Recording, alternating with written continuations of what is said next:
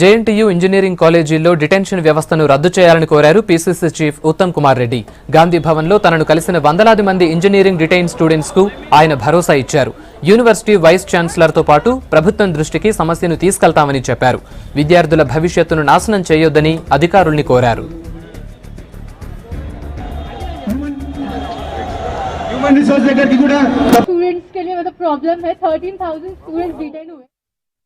మీకు అత్యంత త్వరలో ఈ విషయాన్ని ఇన్ని వేల మంది బీద విద్యార్థులు డీటెయిన్ అయిపోయి విద్యార్థినులు డీటెయిన్ అయిపోయి ఇబ్బంది పడడం ఇది చాలా దురదృష్టకరం, బాధాకరం.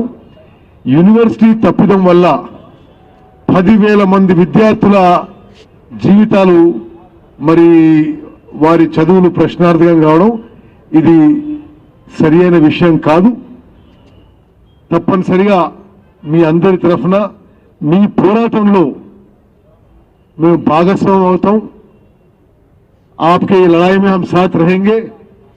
ఈ ప్రభుత్వాన్ని అదేవిధంగా ఈ జేఎన్టీయూ మేనేజ్మెంట్ ని ఒత్తిడి తీసుకొచ్చి మీకు న్యాయం జరిగే విధంగా మేము పోరాటం చేస్తామని చెప్పి మీ అందరికీ మనవి చేస్తూ